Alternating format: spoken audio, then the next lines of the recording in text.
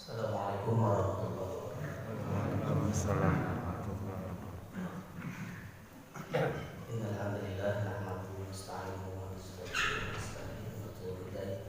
Asyhadu an la ilaha illallah wa la syarika lahu wa asyhadu anna Muhammadan abduhu wa rasuluh. Allahumma shalli ala sayyidina Muhammadin fil qulubi wa la ilaha wa afiyatil abdan wa shifaa'i wa asari wa la ilaha wa amalihi wa sallallahu alaihi wasallam. Subhanallahi wa subhanallahi walhamdulillah la syarika lahu la ilaha illa huwa wa ilaihi nusur.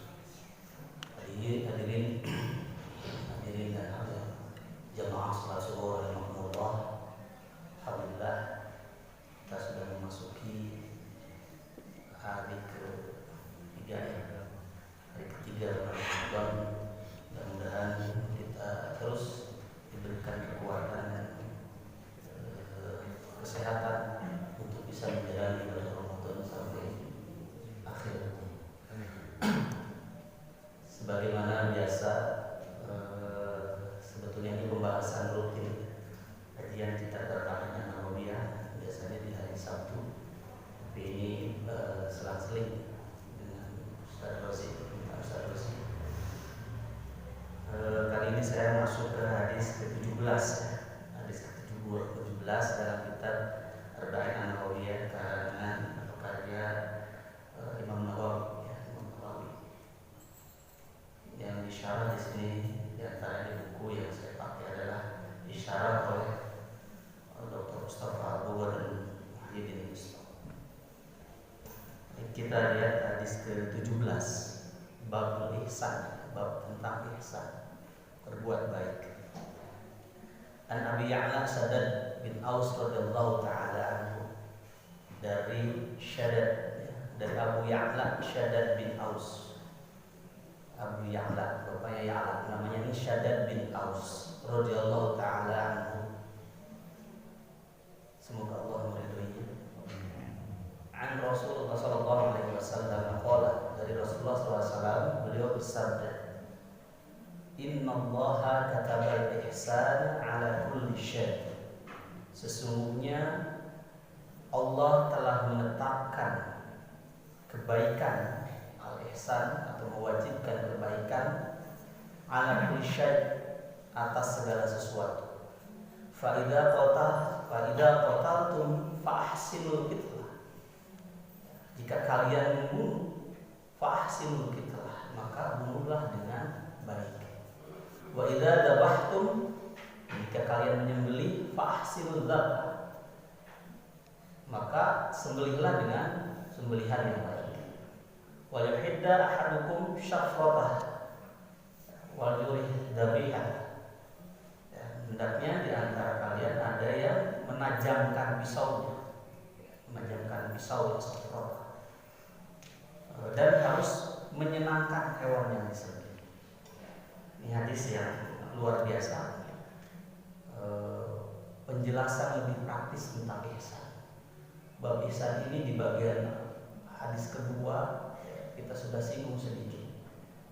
Ihsan dalam konteks ibadah, yaitu anta mudallaha ka'annaka tarahu fa illam takun tarahu fa innahu yaraka.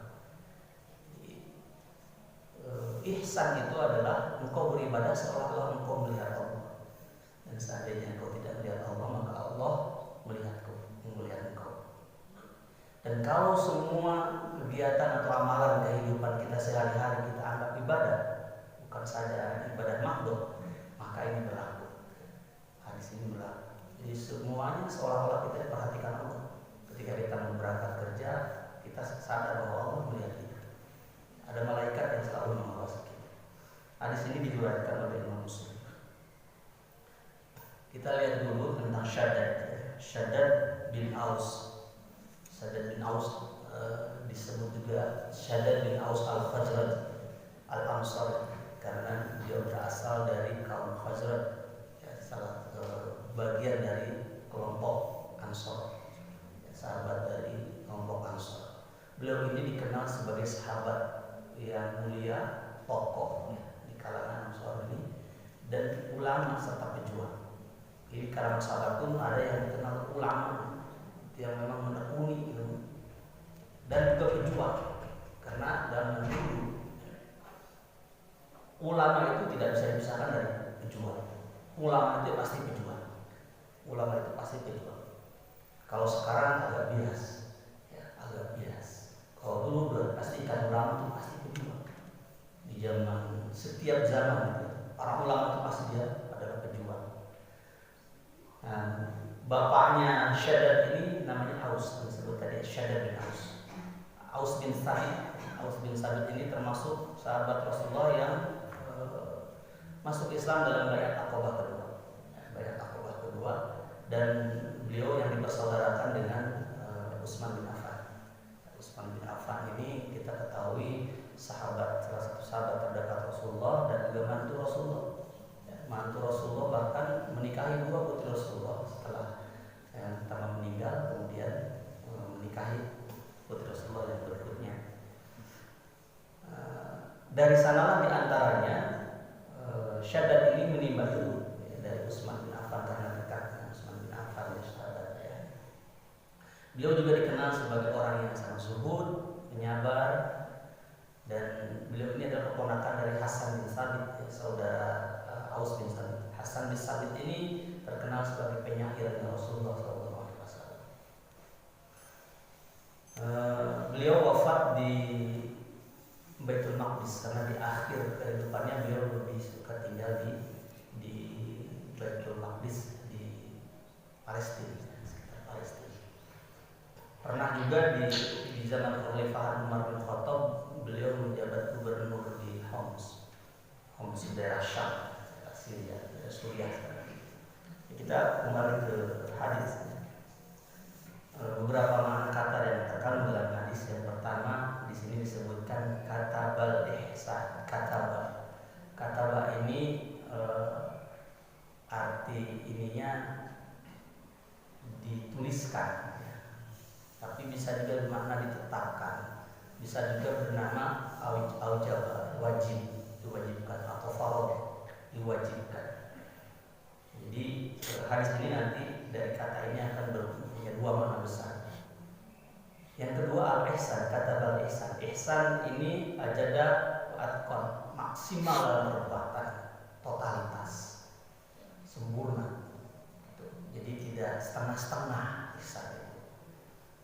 Terbaik, jadi bukan hanya baik, tapi terbaik ihsan, al-ihsan. Ala kulli syai' atas segala sesuatu dalam hal apapun. Bahkan contohnya di sini agak ekstrim, yaitu soal menyembelih dan soal membunuh. Padahal yang kita dengar kalau kata dengar membunuh, mendengar menyembelih itu konotasinya sadis, konotasinya sangar, tapi diperintahkan untuk berbuat ihsan. Apalagi dalam hal-hal lain gitu yang sifatnya tidak berkonotasi sadis, ya, sifatnya yang biasa-biasa, itu otomatis kita harus sempurna, totalitas dan terbaik, memberikan yang terbaik. Dalam hal urusan yang terkesan sadis, itu harus terbaik. Menyembelih saja harus berbuat baik. Ya, kita sering di sini mengadakan penyembelihan binatang kurban, harus diperlakukan baik. Nanti kita akan bahas di akhir-akhir. Kemudian bahkan di sini dalam perang, dalam membunuh, itu juga harus membunuh dengan baik. Maka dalam sejarah setiap peperangan umat Islam, nggak pernah umat Islam itu merusak. Ada aturan lainnya. Nggak boleh memotong tanaman, nggak boleh menebang pohon-pohon, nggak boleh membunuh anak-anak, orang tua, perempuan. Aturan Islam itu jelas sekali dalam perang. Bahkan membunuh pun harus dengan ihsan. Yang kita mungkin kesannya sadis pun hukuman mati dengan pancung, itu padahal itu adalah membunuh proses yang paling ihsan. Kenapa? Katanya dengan pancung itu itu akan lebih cepat mati gitu. Orang kalau dibandingkan hukuman mati lain, tembak misalkan atau apa, lebih menyiksa, tapi kesannya negatif, ya, kesannya sadis. Nah, dalam hal yang demikian pun kita diperintahkan untuk ihsan, al-kitlah, kemudian al-dhibhah, ya, dalam membunuh, dalam menyembelih. Ini bicara hay'ah, ya, cara. Jadi cara membunuh atau cara menyembelih itu harus ihsan, baik. Nah, kemudian disebutkan di sini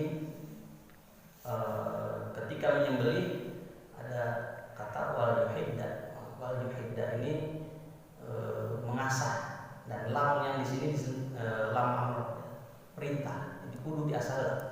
Jangan sampai golok udah setahun dari dipakai menjadi kasihan, digeser-geser gerak-gerak.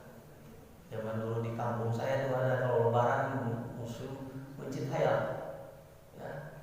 Saya masih ingat namanya, aki-aki nyotong ayam. Terus saya bilang doa lagi aneh, citna dibuncit nuna, citna dibuncit nuna, kurang digolekan, dari lompat ya. Kasihan itu menyiksa sekali. Itu tidak ihsan dalam memotong ayam. Nah, dia harus diasah. Syafrah pisaunya harus diasah. Nah, atau di sini juga di akhir disebutkan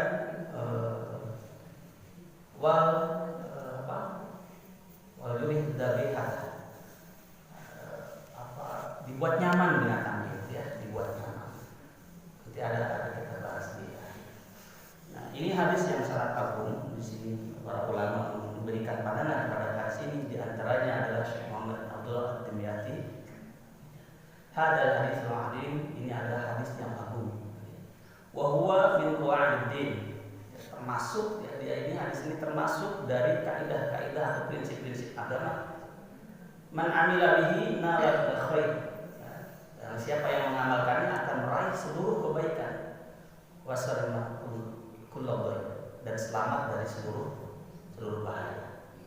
Kemudian juga Ibnu Daqiq ya, sebagai juga yang mensyarah hadis ini mengatakan hadis ini adalah minal ahaditsil jami'ah di qawaid katsirah, termasuk hadis yang menyeluruh bagi prinsip-prinsip yang banyak. Jadi ihsannya di sini menyeluruh dalam hal apapun, di semua prinsip. Imam Nawawi juga mengatakan sebagai yang menulis kitab Arba'in Nawawiyah mengatakan terkait hadis ini, ada hadisul minal ahaditsil jami'ah li qawaid Islam. Ini adalah hadis menyeluruh bagi prinsip-prinsip Islam. Berbuat baik dalam segala hal. Innallaha katabal ihsana 'ala kulli syai'. Kalimat kataba di sini dalam teks wahyu, dalam Al-Qur'an itu punya dua makna. Yang pertama khabar, yang kedua insya. Khabar ini berarti hanya informasi, ya, informatif. Khabar, informasi saja. Yang insya ini adalah sesuatu yang berupa perintah atau larangan. Perintah atau larangan insya. Sehingga maknanya dua ya kata ini. Yang pertama adalah kita betul syariatun diniyah. Maksudnya ada catatan yang mengandung perintah syariat. Perintah syariat. Sebagaimana kita sekarang sedang berpuasa. Kutiba alaikumusiyam. Ada kata baca kutiba alaikumusiyam. Telah ditetapkan, telah dituliskan kalian untuk puasa. Artinya itu mengandung makna insya, diwajibkan, diperintah. Yang kedua kita batun kauniyatun padanya. Yang kedua ini yang bermakna khobar tadi, ya, catatan-catatan saya yang mengandung takdir dan ketentuan Allah. Ya, maksudnya adalah bahwa selain mengandung perintah, ini juga berisi informasi tentang ketetapan Allah. Bahwa Allah ini menciptakan segala sesuatunya dengan ihsan, dengan sempurna, dengan sesuatu yang terbaik, dengan ciptaan yang terbaik. Dan ini adalah bagian dari ihsan Allah kepada kita. Allah menciptakan sistem tata surya itu dengan ciptaan yang terbaik, di asal-asal. Tata surya kita beredar dalam sebuah tatanan yang luar biasa. Coba kalau tidak tertata dengan baik, meteor diadu dan sebagainya itu udah bisa hancur kiamat ya. Bagaimana tubuh ini disusun dengan baik, punya sistem imun. Bagaimana binatang punya sistem pertahanan diri yang berbeda-beda. Kucing punya sistem pertahanan diri yang berbeda dengan yang lain karena masing-masing. Cumi-cumi, belakutak yang tintanya suka kita makan, padahal tinta itu adalah bagian dari sistem pertahanan belakutak. Bagi kita mah enak gitu. Tidak enak rasanya kalau masak belakutak makan minum. Jadi ini kesempurnaan bagian dari ihsan Allah kepada kita. Nah, dalam Al-Quran bentuk kata ini ya, ada yang bermakna perintah, ada yang bermakna informasi saja. Misalkan tadi ya yang bermakna kita ada syariat dunia itu diantaranya Surat An-Nisa ayat 103. Inna sholata kanat 'alal mu'minina kitaban mawquta. Kitaban mawquta. Sesungguhnya salat kanat 'alal mu'minina atas orang-orang mukmin ini, atas orang-orang mukmin kitaban takkan mawquta. Diwajibkan berdasarkan waktu yang sudah ditetapkan. Kemudian kutiba alaikumus shiyam, kutiba alaikumul kitab, itu bentuknya adalah perintah, mengandung unsur perintah.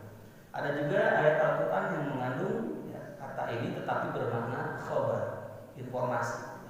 Contohnya dalam Al-Quran surat Al-Mujadalah ayat 21. Kataballahu la'aglibanna ana wa rusuli innallaha qawiyyun aziz. Itu sebuah informasi. Di sini dikatakan Allah telah menetapkan aku dan Rasul-Rasulku pasti menang. Ya, sesungguhnya Allah Maha Kuat dan Maha Perkasa. Tidak mengandung perintah, tapi itu mengandung ketetapan dan informasi sebuah perintah. Walaqad katabna fi zaburi min ba'di dzikr annal arda yarithuha 'ibadiyas shalihun. Dan sungguh telah kami tulis di dalam Zabur, di dalam zikr Lahul Mahfuz, bahwa bumi ini akan diwarisi oleh hamba-hambaku yang saleh. Di surat Al-Anbiya ayat 105. Nah, terkait hadis ini, sebelum kita bedah maknanya lebih dalam, mungkin tidak pada pertemuan sekarang. Secara umum, para ulama berpendapat terkait hadis ini, kata-kata yang dimaksud dalam hadis ini lebih bermakna yang pertama, yaitu kitabatun syariatun diniyah. Itu maknanya Allah memerintahkan, mewajibkan kita ihsan atas segala sesuatu.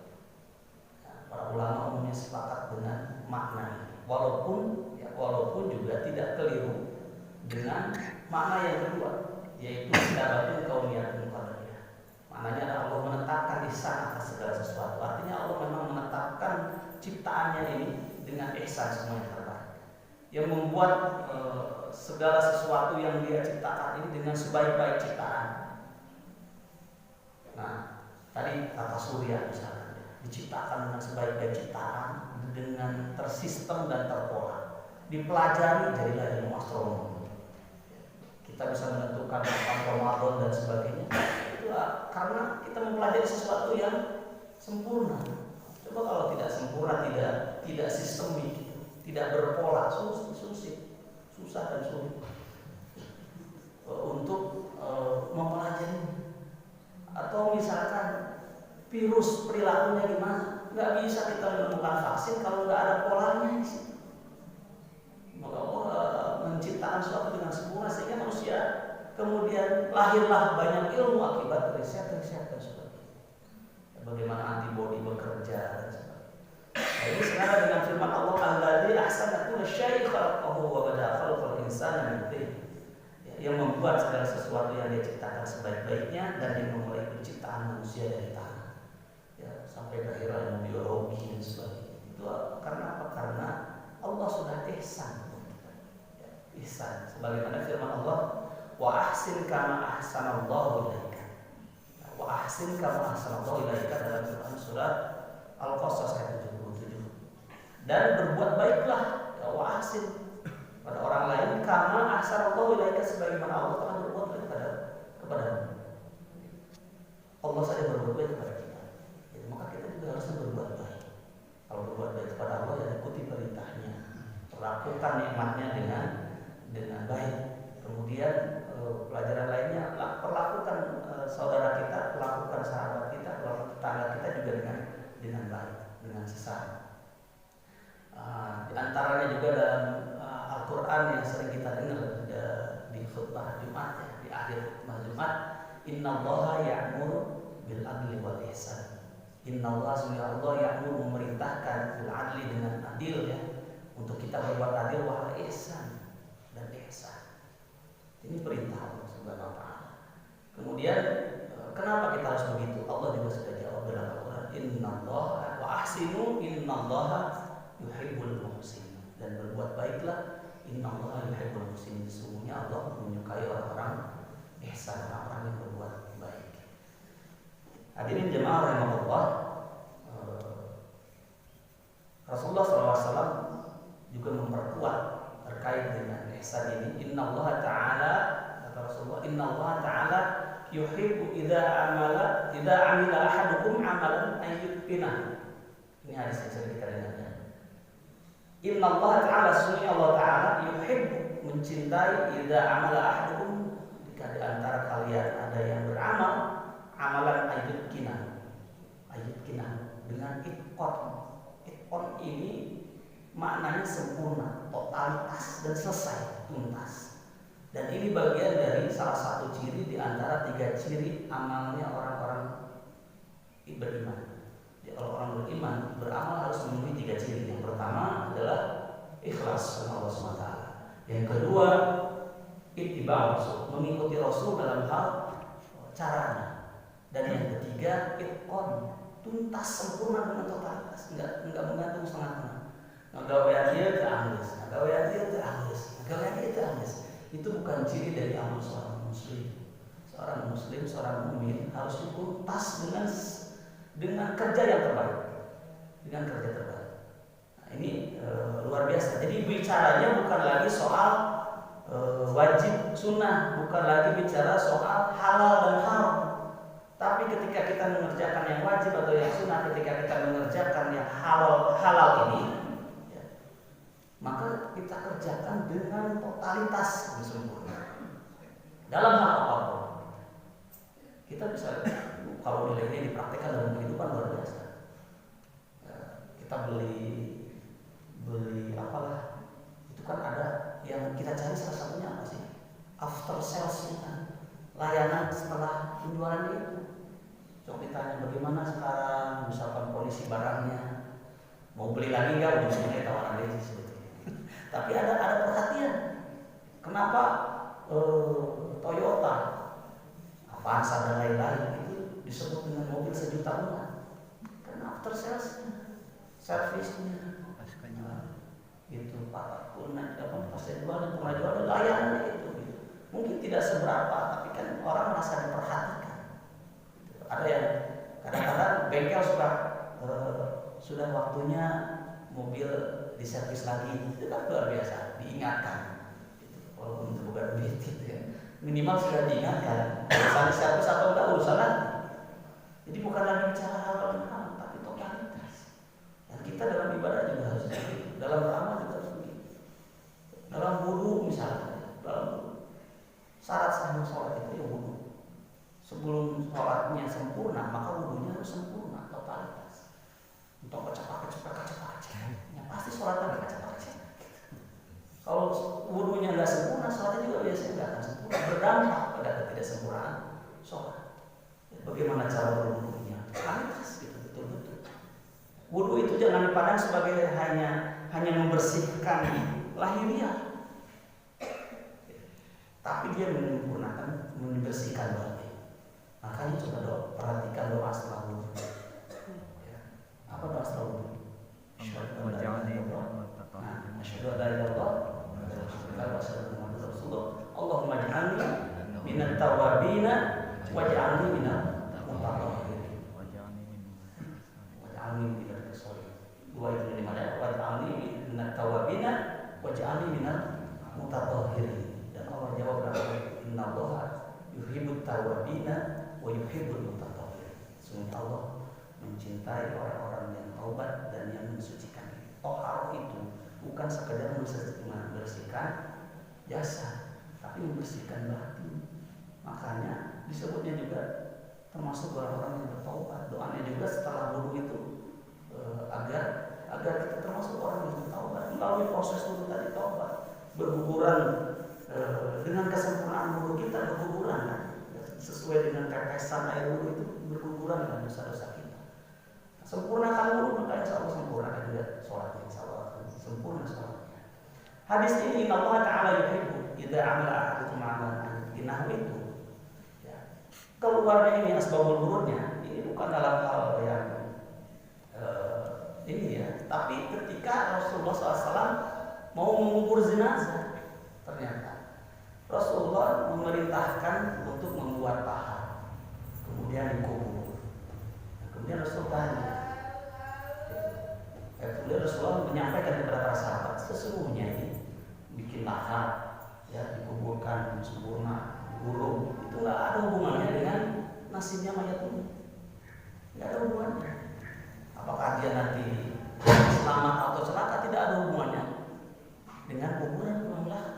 yang berhubungan, yang berkaitan dengan nasibnya dia itu nanti amalannya.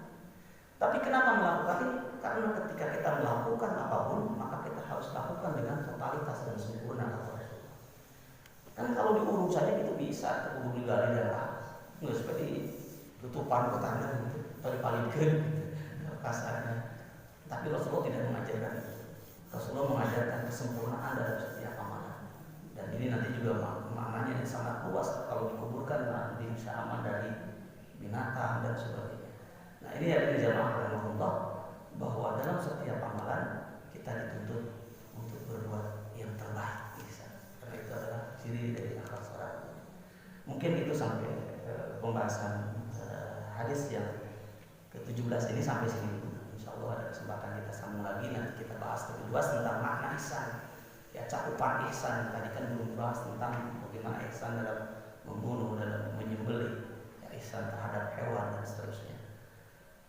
Medan ihsan, ihsan dalam ibadah, ihsan ketika marah, ya, dan dalam segala kondisi nanti kita bahas